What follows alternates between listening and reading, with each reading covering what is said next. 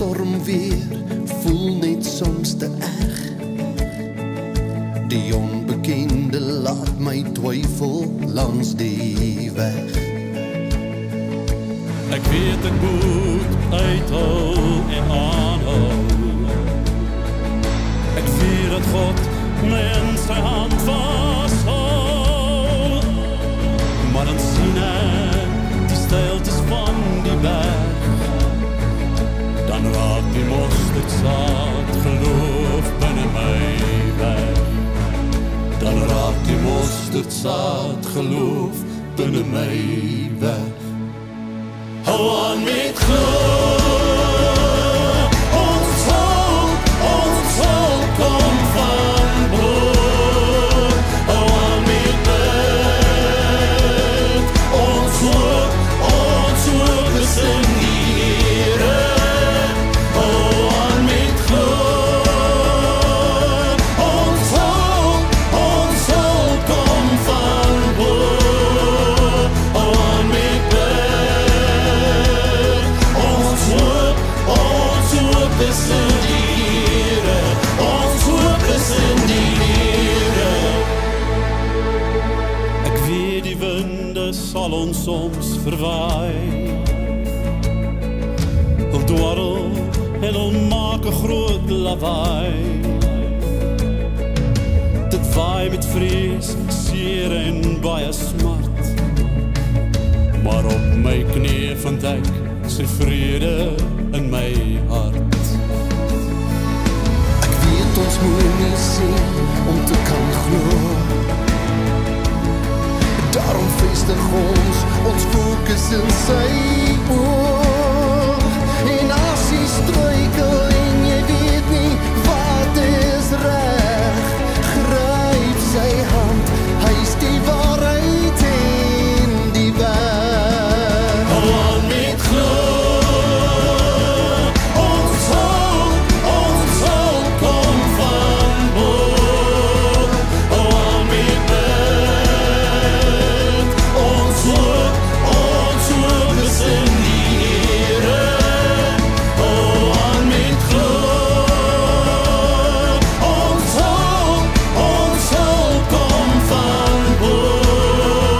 Hou aan met bid, ons hoop is in die Here. Hou aan met geloof, Ons hoop kom van bo. hou aan met bid,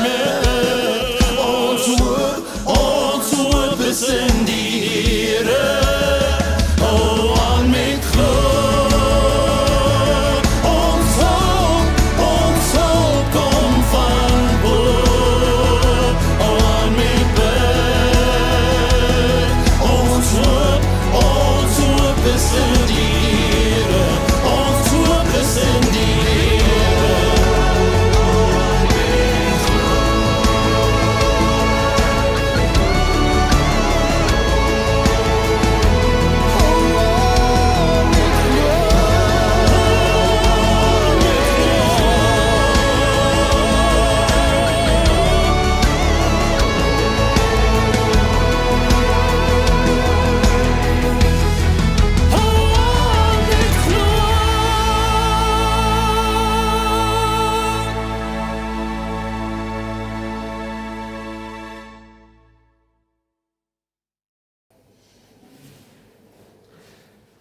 Ons 'n bietjie stil staan by Johannes 3. Die opskrif lees Jesus se gesprek met Nikodemus. Hou in gedagte Nikodemus het in die aand so toe gesluip met 'n klomp vrae. Ek het nog altyd gewonder oor die rede. Hoekom het hy gegaan dat niemand hom moet sien in die donker, jy weet? Ek dink ek het dalk 'n rede gekry met 'n baie klein woord. Kom ons kyk na vers 1. Daar was 'n man uit die geleedere van die Fariseërs met die naam van Nikodemus, 'n leier van die Jode.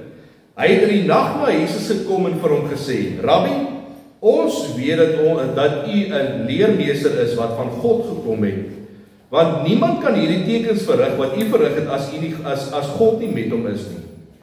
Jesus het hom geantwoord: "Amen, amen, ek sê vir jou, as iemand nie van bo gebore word nie, kan hy die koninkryk van God nie sien nie." Nikodemus sê vir hom, hoe kan 'n mens weergebore word as hy reeds oud is? Hy kan tog nie 'n tweede keer in die moederskoot ingaan en gebore word nie. Jesus antwoord, Amen, amen, ek sê vir jou, as iemand nie uit water en gees gebore word nie, kan hy die koninkryk van God nie binnegaan nie. Want wat uit die vlees gebore is vlees, en wat uit die gees gebore is gees. Moenie daaroor verbaas wees, dat ek jou gesê het, jy moet van bo gebore word nie. Die wind waai waar hy wil, en jy hoor sy geluid, maar jy weet nie waar vandaan hy kom en waarheen hy gaan nie, so is elkeen wat uit die gees gebore is. Hierop vra Nikodemus hom, hoe kan hierdie dinge gebeur? En Jesus het hom geantwoord, jy is die leermeester van Israel, en jy begryp nie hierdie dinge nie. Amen, amen, ek sê vir jou, ons praat oor wat ons weet, en ons getuig oor wat ons gesien het, en tog aanvaar julle ons getuienis nie. As ek julle van die aardse dinge vertel, en julle glo nie, hoe sal julle dan glo as ek julle van die hemelse vertel? En niemand het na die hemel opgevaar nie, behalwe hy wat uit die hemel neergedaal het.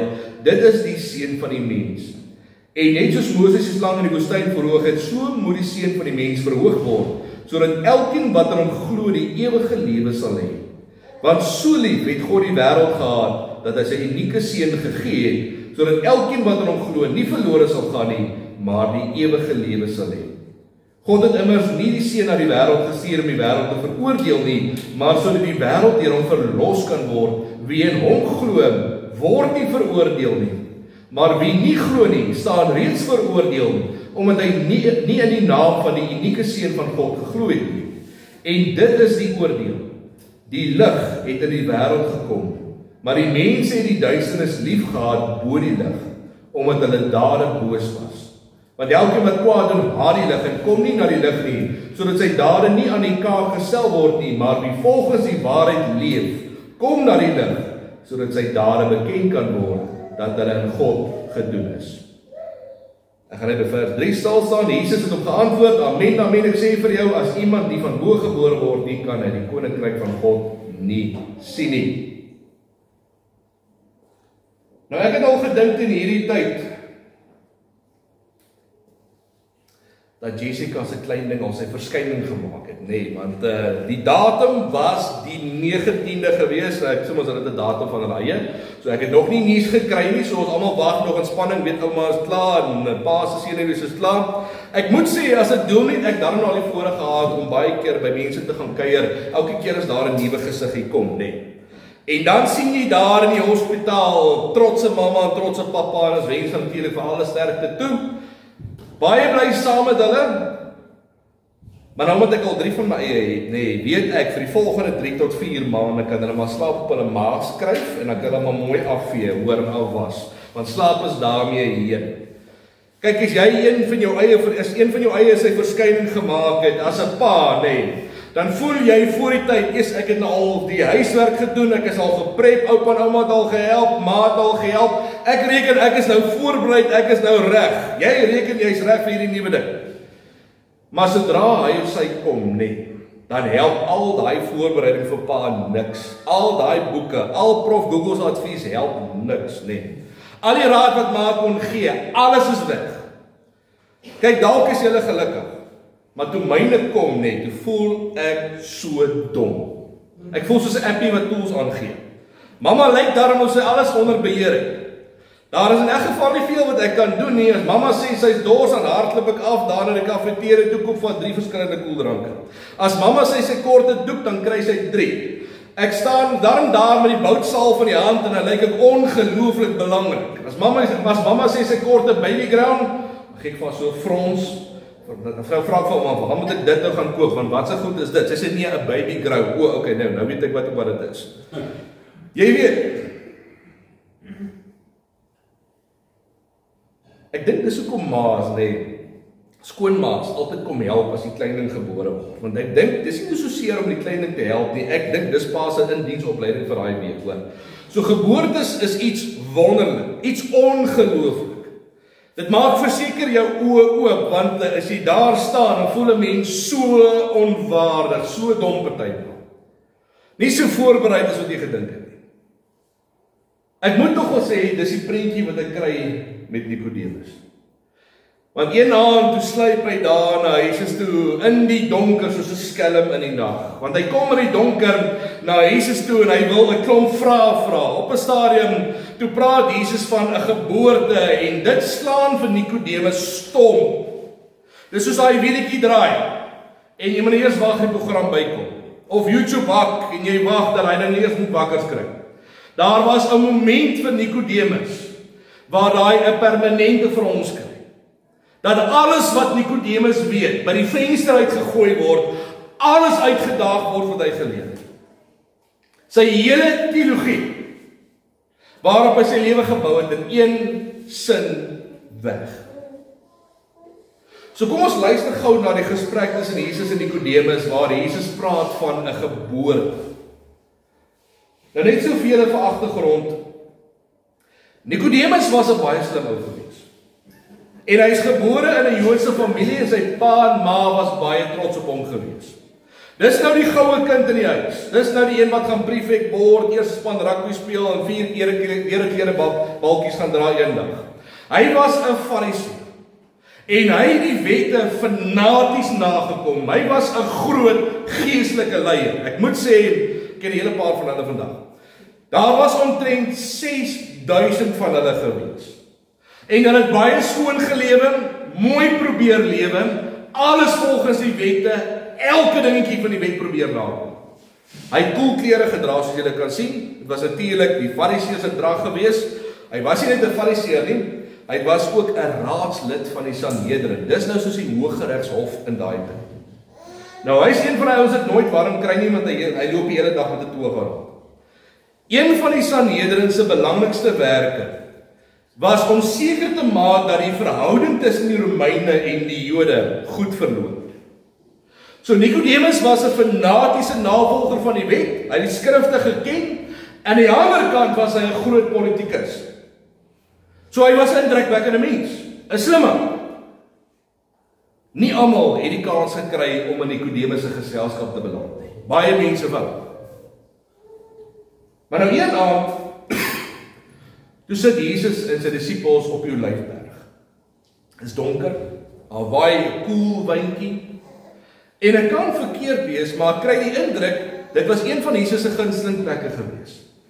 Ek sien in my gedagtes, daar was 'n lekker kampvuurtjie in die gang gewees, en die disippels sit rondom Jesus, elkeen met 'n lekker beker warm koffie in die hand, en skielik uit die donkerheid nie, kom daar 'n ou met 'n hoodie daar aangesluit, en hy kom sit daar tussen hulle.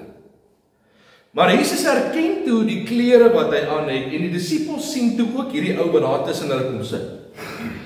En ek reken dat toe hulle die ou sien, toe verstik die helfte van hulle koffie. Want hulle sien, dis 'n Fariseer wat hier tussen hulle kom sit. Dalk het van die disippels opgespring te sê, wow, wat soek jy hier? En hy antwoord vinnig, wel ek het met Jesus kom praat, sak net jou stem, jy's net te hoor iemand, ek is hier.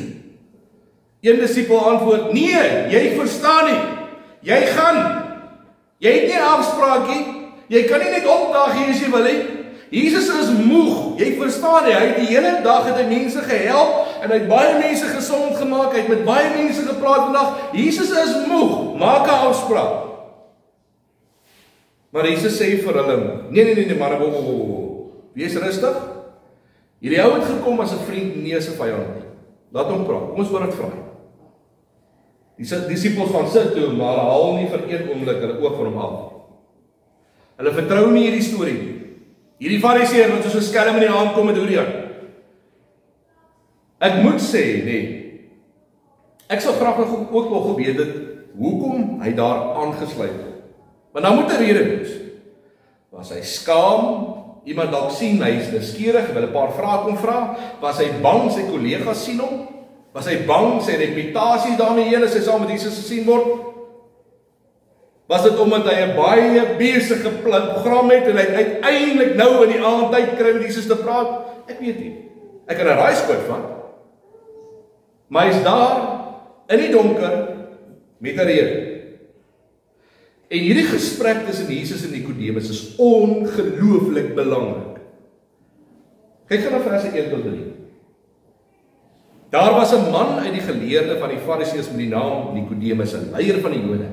Hy het in die nag na Jesus gekom en vir hom gesê, Rabbi, Ons weet dat u 'n leermeester is wat van God gekom het, want niemand kan hierdie tekens verrig wat u verrig as God nie met hom is nie. Jesus het hom geantwoord, amen, amen, ek sê vir jou, as iemand nie van bo gebore word nie, kan hy die koninkryk van God nie sien nie. Hy sê vir Jesus, die tekens en die wonders wat jy kan doen, kan jy net doen as jy van God gestuur is. Hierdie tekens en hierdie wonders wat jy doen, is 'n bewys daarvan dat God jou gestuur het. Hy gaan een verder. Jesus, almal praat van jou. Jy is hoofopskrifte oral, die wonderwerke, hardloop soos 'n veldbrand tussen die mense. Ek glo, jy is 'n fantastiese onderwyser. Ek dink dalk selfs meer, ek dink dalk selfs 'n profeet. Dink baie is vandag se mense lê. Baie mense reken Jesus was 'n goeie ou gewees, het 'n klomp goeie goed gedoen, groot dinge gedoen, maar die seun van God. Nee, die een wat ek moet aanbid en voorbuig, sonder voorkom sing, daar is nie al wat ons nie. Dis bietjie ver. Dis waar Nikodemus was. En is een van die redes wat ek kon agterkom hoekom Nikodemus daar was. Want hy was nie die enigste een wat wou weet nie. Daar staan in vers 2, ons van die Fariseërs en die raadslede van die Sanhedrin wil weet. So Nikodemus is gestuur deur 'n paar mense om met Jesus te gaan praat om meer uit te vind oor Jesus. Gelukkig moet ek sê, hy is daar nie arrogant nie. Hy wou praat en hy is bereid om te luister. En ek moet selfs so ver gaan te sê dat hy dink Jesus is nogal spesiaal. Jesus antwoord hom in vers 3. Dis seker een van die bekendste woorde in die Bybel. Weergebore. Weergebore. Daai is 'n mic drop moment. Niemand kan sien en verstaan wie Jesus regtig is as hy nie weergebore is nie. Niemand sal glo daar is 'n hemel en Jesus is die weg as hy nie weergebore is nie. Niemand sal hier voor kom staan soos Nina en Sean vandag en sê hulle glo as hulle nie weergebore is nie. Jy kan net sê Jesus is my koning van alle konings as jy weergebore is. Hierdie weergebore beteken dat jy van bo af gebore is. En ek moet sê, dis nog 'n woord wat baie mense vandag gebruik, want ek hoor nogal baie mense praat van, jy sal nie glo nie, hierdie coach en sy span het wonders verrig, hulle is weergebore. Klink soos rassie, nee. Of kyk hierdie CEO, wat het hy met hierdie maatskappy reg gekry? Hy het alles omgedraai, hierdie maatskappy is weergebore. Toe Jesus vir Nikodemus sê, jy gaan net verstaan wie ek is en wat ek kom doen het, as jy weergebore is. Net dan kry Nikodemus 'n permanente vir ons. Net so lekker dik streep. Nikodemus reageer. Wat? Weergebore? Dit maak ons glad nie sin. Dis nie asof ek my lewe kan reverse nie. Wat nog te sê in my ma terug? Dit sou nog lekker gewees het om jou losie te kan terugdraai, nee. So 'n bietjie terug na sy 20ste toe, nee. Kan ek daarom al sê terug 20s toe, dan nog by die 20s. Hoe moet ek in my ma teruggaan? Weergebore. Niemand het 'n probleem met 'n fisiese geboorte. Nie almal verstaan 'n geestelike geboorte nie. Almal is fisies gebore. Nie almal is geestelik weergebore nie. Van ons is van kleins af is al geestelik weergebore. Van ons het 'n dag en 'n datum waar ons lewe omgedraai het. Nina en Sean het vandag 'n dag en 'n datum, sy weer met sy doop. Ek het ook 'n dag en 'n datum in my lewe. Ek sal dit nooit vergeet. Ek het in 'n kerk groot geword, sonnaskool gehardloop, die kennis was daar. Nie altyd die geloof nie. Eendag sal ek nooit vergeet nie, toe kry ons 'n kaartjie, Retief Burger kom na ons skool toe. En ons almal koop kaartjies, die hele lot van ons hele familie.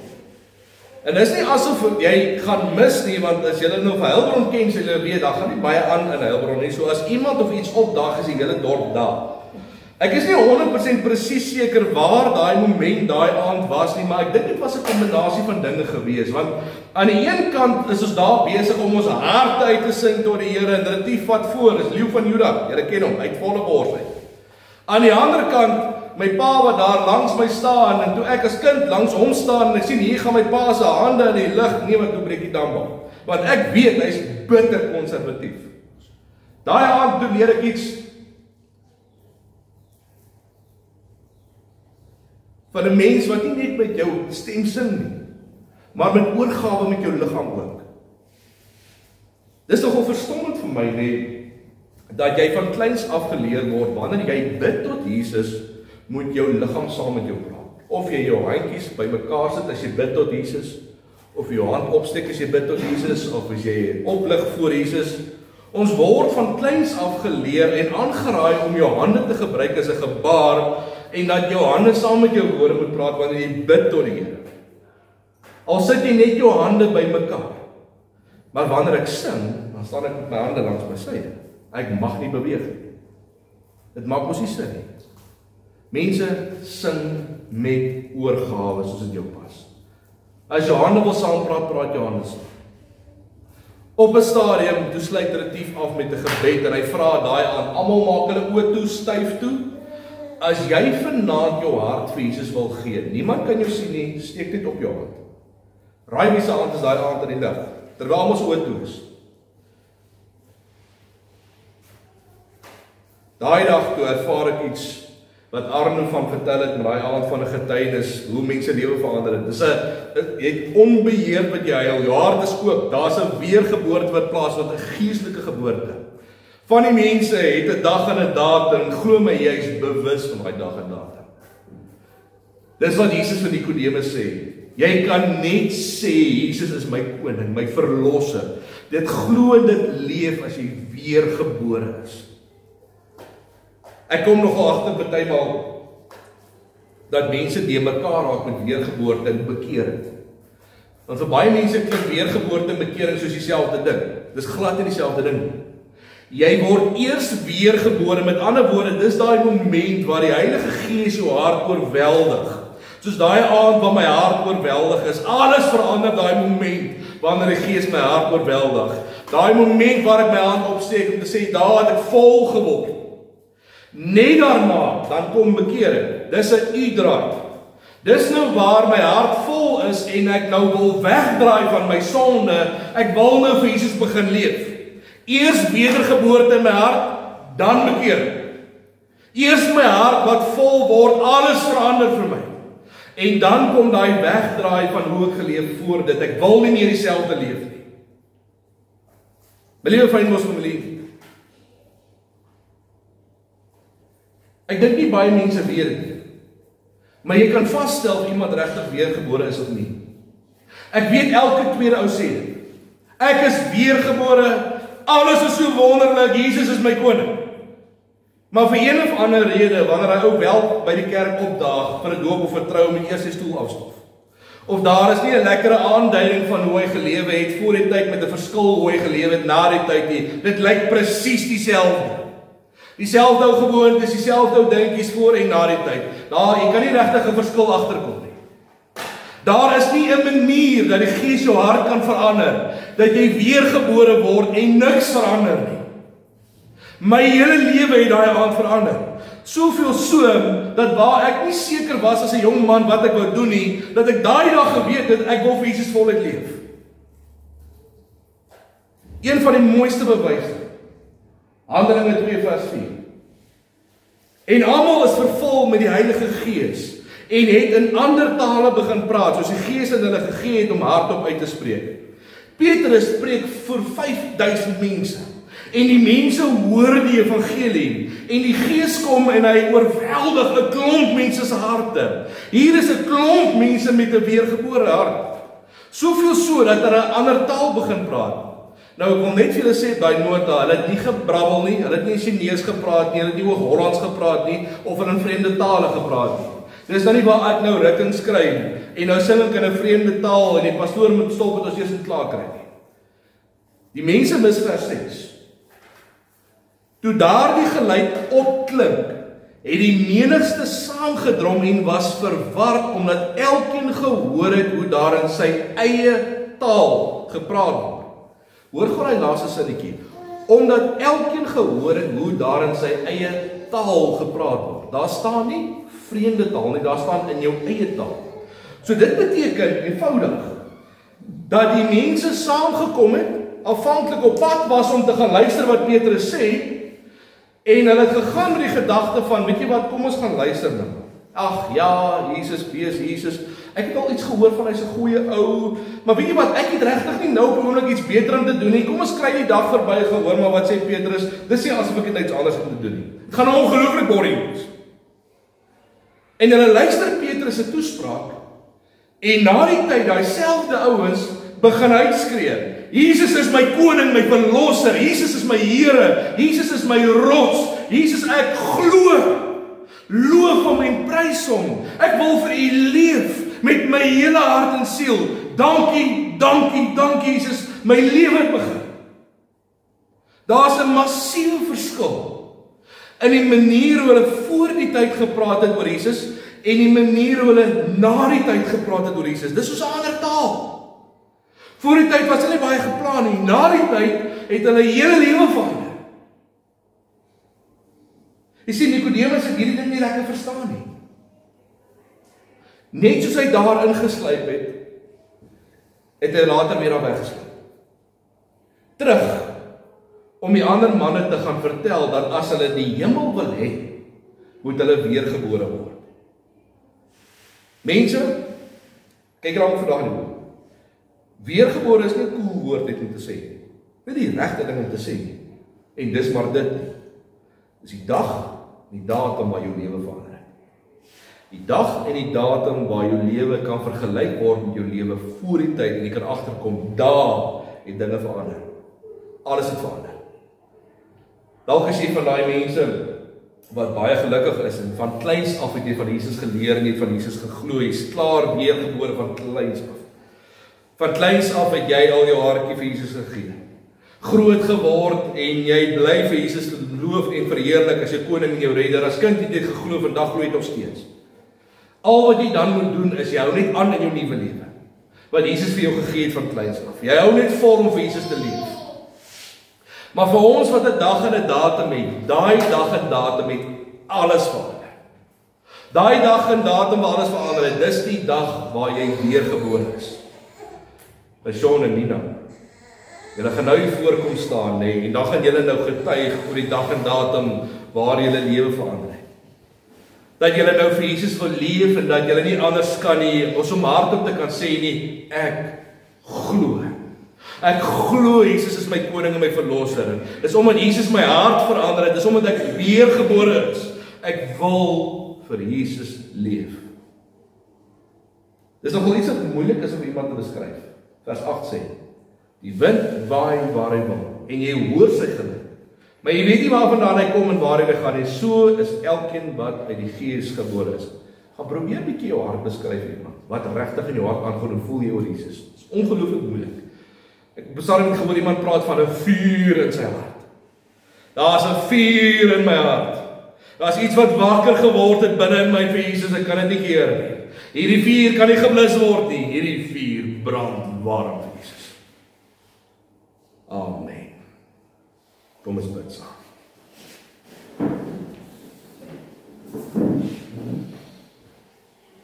Here, ons kon net sowel deel van daai mense daar buite gewees het, daar buite staan. Mense wat eenvoudig maar aangaan met hulle ou lewe asof U nie bestaan nie. U word geïgnoreer, U word gehoor en U word vermy. Maar Here, hier staan ons vandag hier. Daar is 'n saantjie vol vandag. Here, weet ons dat U een en elkeen van ons lewens aangegryp het op 'n wonderbaarlike wyse, want Here, hier staan ons en ons glo. Hier is ons kan net sê ons glo as U ons harte vir ons verander het, as ons geestelik weergebore is. Dankie, Here, dat ons kan weet, Here, dat U vir ons bystaan met wat ons nodig het, dat U vir ons lei, dat U ons harte verander het, dat van ons kan getuig oor 'n dag en 'n datum waar alles verander het, van ons ou lewe tot ons nuwe lewe. Ons is dankbaar vir een en elkeen, Here, wat U van kleins af gebruik het, geleer het, soos die kindertjies daar buite, en waar hulle leer glo, waar hulle van kleins af al in die liewe lewe is. Dankie daarvoor, Here, ook.